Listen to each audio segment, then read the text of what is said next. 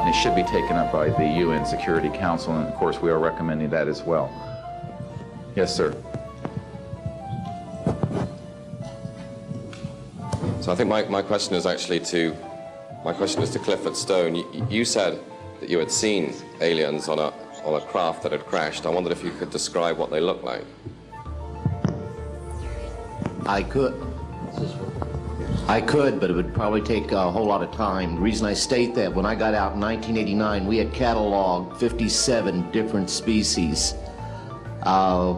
You have individuals that look very much like you and myself that could walk among us and you wouldn't even notice the difference, except for some of the things that they might be able to go ahead, even in a dark room, and touch an object and go ahead and identify what color that object might be. They would have a heightened sense of smell, sight, hearing. The situation is that you have various types of what we normally call grays. We didn't call them grays in the military, but you had at least 3 types of the grays. You had some that were much taller than we were. The unique thing that I'd like to point out for the most part is that the entities that we did catalog were in fact humanoid. Now this created a situation where the scientific community was trying to figure out why that would be the case, because you would expect that if life evolved on other planets, that they would take on some type of other being, so to speak, not necessarily look humanoid or be bipedal such as we are. But apparently we got quite a few of the species out there that are humanoid in appearance, and that creates a question that yet has to be answered by someone.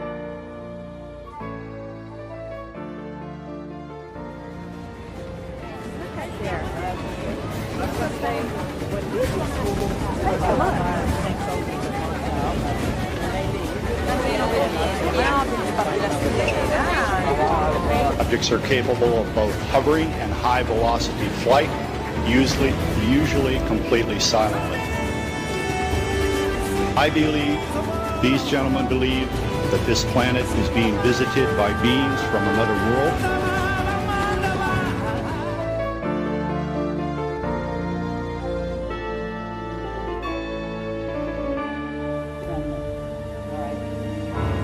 What were your dealings with the unfriendly type, and why?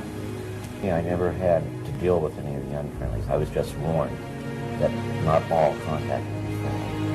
And we didn't realize back in the beginning that they were made up of not only malevolent guys out there, and there are some of them out there that don't like us at all. They're not purposely malevolent, they're not hostile, but they don't like the human race, and they don't give a damn whether we survive or not. Thank God we have good friends out there. Is the threat? In other words, first of all, you know they've done abductions. We know that they allowed them to do abductions, and yes, some of the abductions are positive contactee experiences, etc., etc. And some of them are painful. And depends who it is, but they also had an agenda, and one of those agendas is to create a hybrid race. En la tumba de la momia demostraron que era un consejero del rey nombrado Sirunet, que significa estrella enviado del cielo.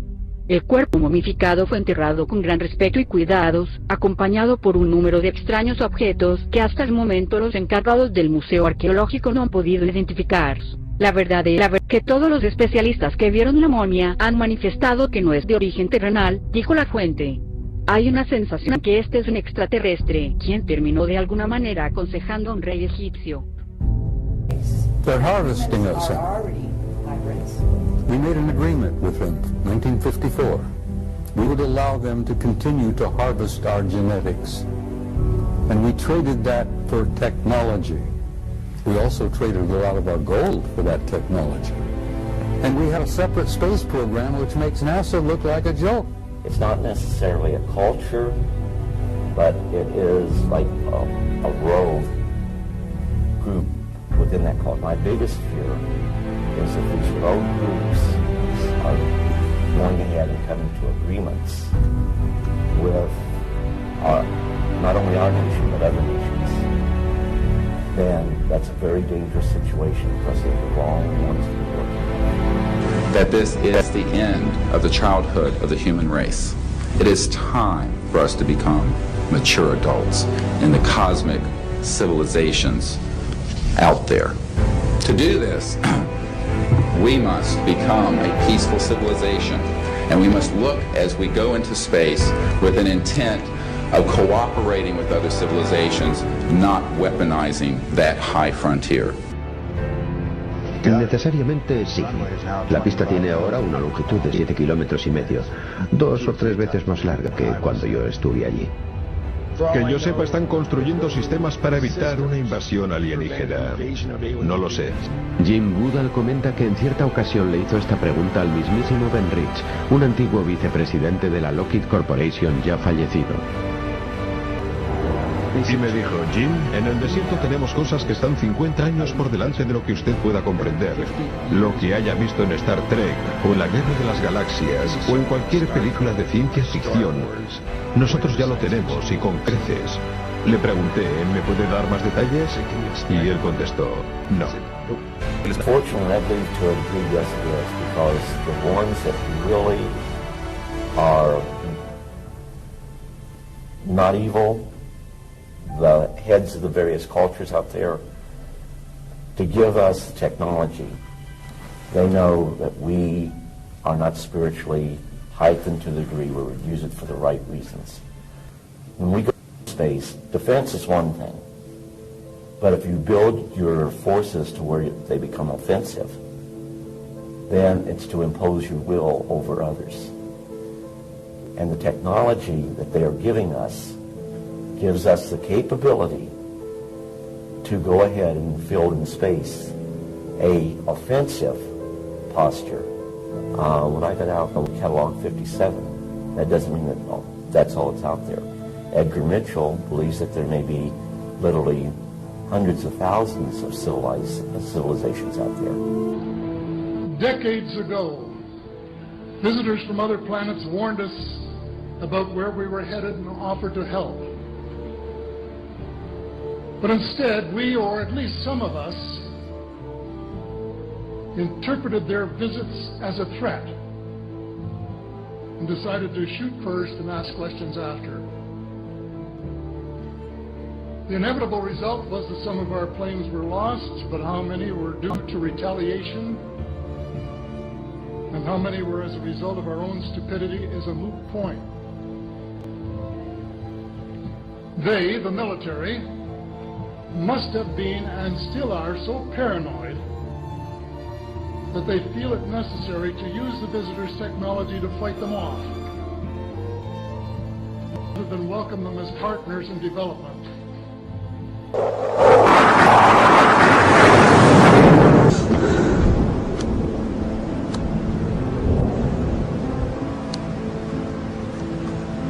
Yes, ma'am. Deanne Divis with United Press International. Could you please address the vehicle that there was a drawing displayed of? Why would this vehicle be on display at an air show? What is the power source that you are asserting is going to be so very useful? And how can you determine that this vehicle is not something that is being developed, by a government agency? In fact, I think that was the testimony. This is an alien reproduction vehicle, and just to be clear, this means that it is based on advanced anti-gravity and zero-point energy propulsion systems. Those are the propulsion systems. They are being manufactured by a consortium of companies that include Lockheed Martin, Northrop, SAIC, and other corporations. They do have superluminal capacity, in other words, faster than the speed of light capacity. I think Mr. McCandlish and other witnesses that he's identified could go into more of the technical physics of it. I'm just a country doctor from Virginia, I tell people. I mean, really. And but this is actually what is the reason it's called alien reproduction vehicle is that it's based on the study of extraterrestrial vehicles, but it is manufactured by human military intelligence, aerospace contracting arrangements. And this is very important. It means that we, Homo sapiens, have the ability. Stephen has said that talking about UFOs is passé,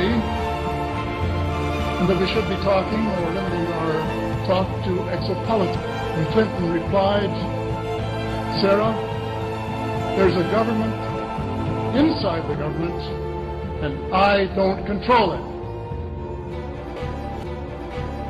A lo largo de la historia, algunos han hablado de avistamientos y contactos con extraterrestres. En los últimos 5 años, esta presencia se ha multiplicado por 1000 y se ha masificado como nunca, como nunca. It's a spiral in the sky over Norway. UFO in China's skies. A balloon, a UFO. Strange lights seen in the Arctic sky. Rusia, Perú, Estados Unidos, Argentina, México, Japón, China, en todo el mundo se han manifestado y cada vez con más detalle y con un mensaje cada vez más claro. Queremos acercarnos. Se han apresurado a desclasificar información, reconociendo oficialmente que hay vida inteligente en el espacio. Es descabellado pensar que estamos solos en el universo. Lo que corresponde ahora es pensar si estamos preparados o no para el contacto.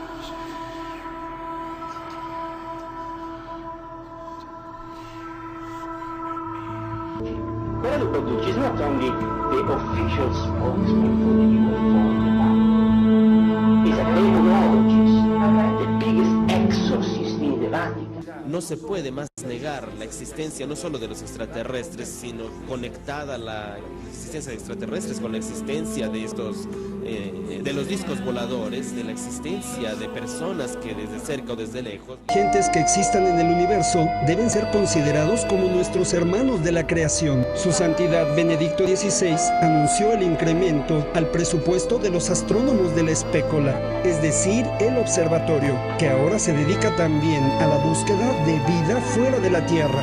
La noticia fue... En los últimos 5 años, esta presencia se ha multiplicado por 1000 y se ha masificado como nunca. It's a spiral in